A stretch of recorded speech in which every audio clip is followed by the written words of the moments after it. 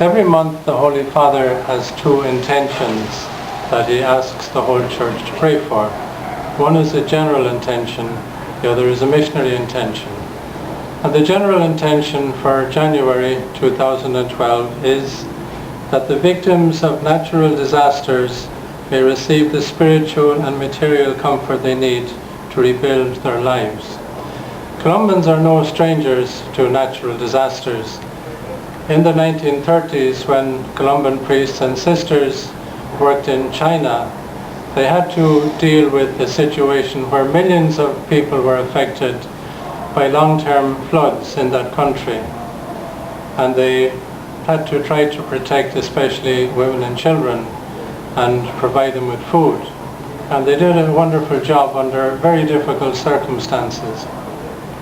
Here in the Philippines, we are used to natural disasters, occasional earthquakes, and more frequently typhoons. And the most recent tropical storm was Sendong, or Washi to give it its international name, that hit two cities that had never been hit before by a typhoon or a storm of that kind, Cagayan de Oro and Iligan City. Both places are very familiar to Colombans because we had parishes in those cities and in the provinces in which they are located for many, many years, and still have one parish in Agusan, Cagayan de Oro, the parish of the Holy Rosary. And maybe up to 3,000 people lost their lives just a week before Christmas, when tropical storm Sendong traveled in a path that storms had never traveled in before.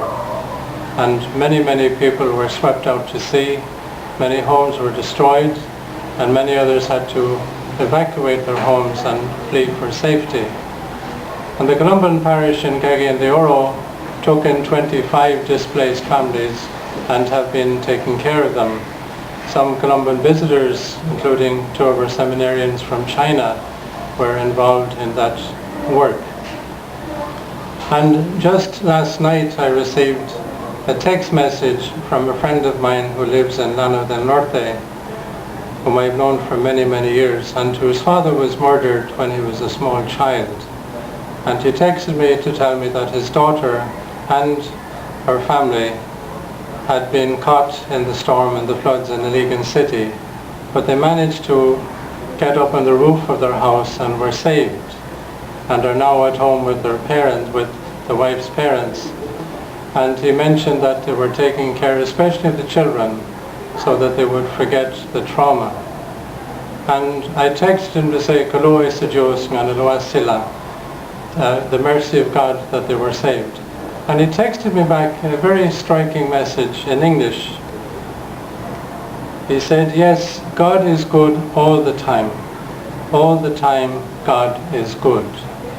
And not for the first time, I've been struck by the marvelous resilience of Filipinos in the face of disasters of any kind, whether they are natural disasters or disasters caused by war. And I believe that this resilience is based in faith.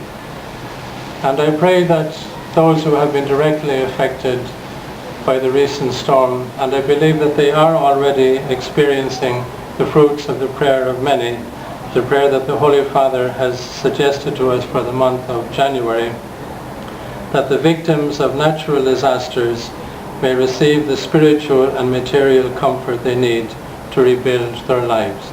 And to repeat again the message of my friend, the father of the daughter and the grandfather of the children who were saved from death in Iligan City. Yes, God is good all the time. All the time God is good.